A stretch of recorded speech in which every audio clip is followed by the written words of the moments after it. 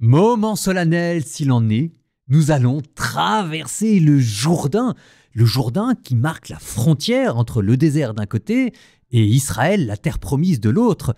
Moment solennel que le peuple juif attend depuis 40 ans qu'il est dans le désert. Donc ça valait bien 3 chapitres entiers pour nous décrire ce passage. Josué chapitre 3, 4 et 5. Josué se leva de bon matin et partit de Chittim avec tous les fils d'Israël. Ils allèrent jusqu'au bord du Jourdain. Ils y passèrent la nuit avant de traverser. Au bout de 3 jours, les scribes du peuple parcoururent le camp pour lui donner cet ordre. « Quand vous verrez l'arche de l'alliance du Seigneur votre Dieu et les prêtres lévites qui la portent, vous quitterez le lieu où vous êtes et vous la suivrez. Mais gardez avec elle une distance d'environ 2000 coudées, ne l'approchez pas. Vous la suivrez pour connaître le chemin à prendre, car vous n'êtes jamais passé par ce chemin, ni hier, ni avant-hier. » Puis Josué dit au peuple, « Sanctifiez-vous, car demain le Seigneur fera des merveilles au milieu de vous. » Et il dit aux prêtres, « Prenez l'arche d'alliance et passez en tête du peuple. » Ils portèrent l'arche d'alliance et avancèrent à la tête du peuple. Le Seigneur dit à Josué, « Aujourd'hui je vais commencer à te grandir devant tout Israël, pour qu'ils sachent que je suis avec toi comme j'ai été avec Moïse. Toi, tu donneras cet ordre aux prêtres qui portent l'arche d'alliance. Lorsque vous serez arrivés au bord du Jourdain, vous vous arrêterez dans le lit du fleuve. » Josué dit ensuite aux fils d'Israël, « Approchez, écoutez les paroles du Seigneur votre Dieu. À ceci vous reconnaîtrez que le Dieu vivant est au milieu de vous, et qu'il vous mettra en possession du pays des Cananéens, des Hittites, des Hivites, des Périzites, des Girgashites, des Amorites et des Jébuséens, car voici que l'arche de l'alliance du Seigneur de toute la terre va passer le Jourdain devant vous. Et maintenant, prenez 12 hommes parmi les tribus d'Israël, un par tribu. Aussitôt que les prêtres qui portent l'arche du Seigneur de toute la terre auront posé la plante de leurs pieds dans les eaux du Jourdain, les eaux qui sont en amont seront coupées et elles s'arrêteront en formant une seule masse. » Quand le peuple leva le camp pour passer le Jourdain, les prêtres portaient l'arche d'alliance en tête du peuple. Or, le Jourdain coule à plein bord pendant toute la saison des moissons. Dès que les prêtres qui portaient l'arche furent arrivés au Jourdain et que leurs pieds touchèrent l'eau, les eaux s'arrêtèrent en amont et se dressèrent comme une seule masse sur une grande distance. À partir d'Adam, ville voisine de Sartane, et en aval, les eaux achevèrent de s'écouler vers la mer de la Araba, la mer morte. Le peuple traversa à la hauteur de Jéricho. Le prêtre qui portait l'arche de l'alliance du Seigneur restèrent immobiles sur la terre sèche au milieu du Jourdain. Alors tout Israël traversa à pied sec jusqu'à ce que toute la nation eût fini de passer le Jourdain. Dès que toute la nation eut fini de passer le Jourdain, le Seigneur dit à Josué, « Prenez 12 hommes dans le peuple, un par tribu, et donnez-leur cet ordre. D'ici, au milieu du Jourdain, à l'endroit où les pieds des prêtres se sont immobilisés, enlevez 12 pierres. Vous les transporterez avec vous et vous les déposerez dans le campement où vous passerez la nuit. » Alors Josué appela les 12 hommes qu'il avait désignés parmi les fils d'Israël, un homme par tribu, et leur dit, « Passez devant l'arche du Seigneur votre Dieu au milieu du Jourdain, et que chacun charge sur son épaule une pierre, suivant le nombre des tribus des fils d'Israël, pour en faire un signe au milieu de vous. Et quand demain vos fils demanderont « Que signifient pour vous ces pierres ?» vous répondrez « Les eaux du Jourdain se sont séparées devant l'arche de l'alliance du Seigneur quand elle passa dans le Jourdain. Les eaux du Jourdain ont été séparées, et ces pierres deviendront un mémorial pour les fils d'Israël à jamais. » Les fils d'Israël firent ce que Josué leur avait ordonné. Ils enlevèrent 12 pierres du milieu du Jourdain, selon le nombre des tribus des fils d'Israël, comme le Seigneur l'avait dit à Josué. Ils les transportèrent avec eux et les déposèrent au campement. Josué fit dresser 12 pierres au milieu du Jourdain, à l'endroit même où les prêtres qui portaient l'arche d'alliance avaient posé les pieds, et elles y sont restées jusqu'à ce jour.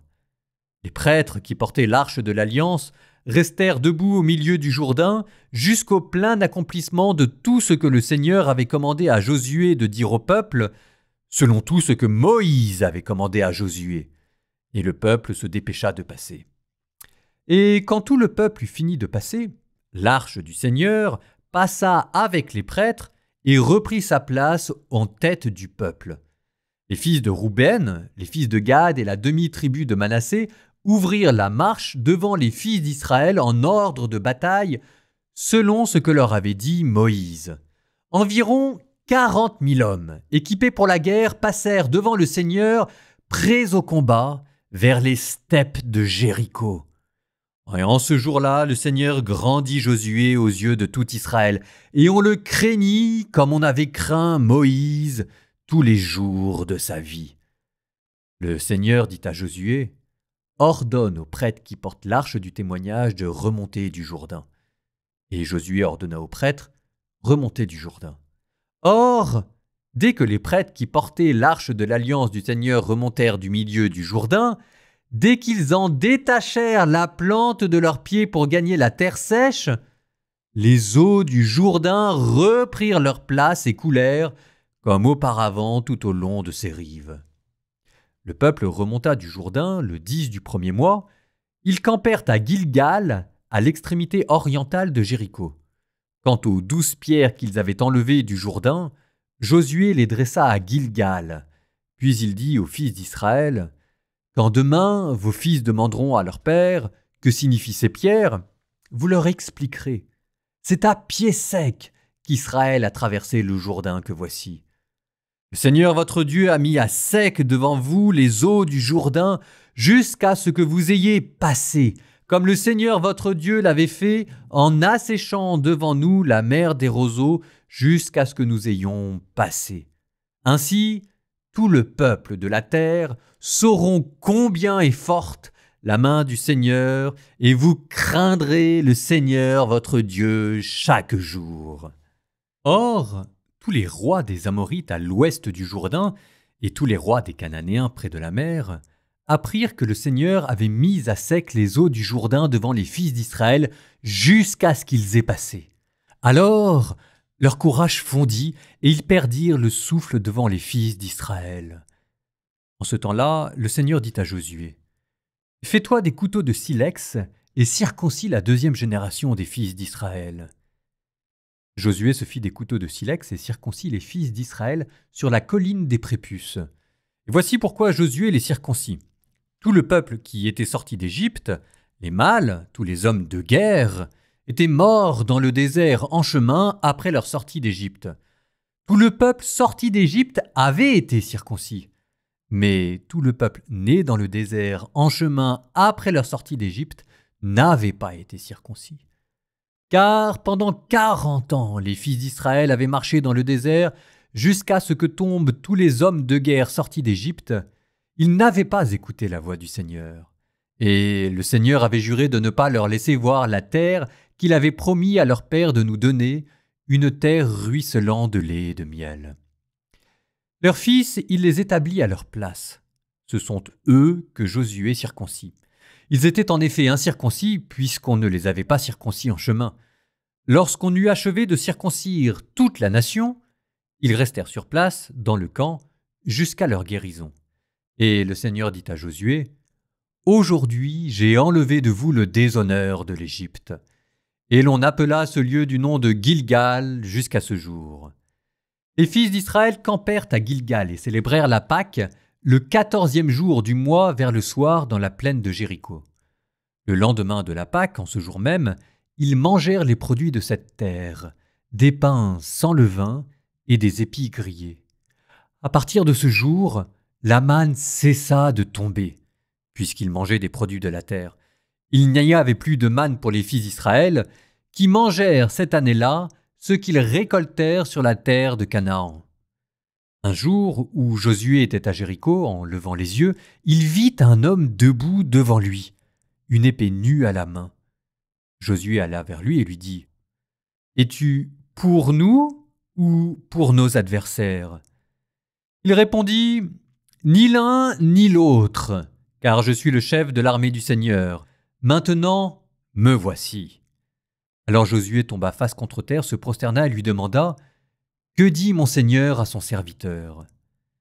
Le chef de l'armée du Seigneur dit à Josué : « Retire tes sandales de tes pieds, le lieu où tu te trouves est saint. » Et Josué fit ainsi.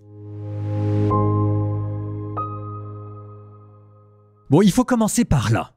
Oubliez 2 secondes Josué et revenons à Jésus.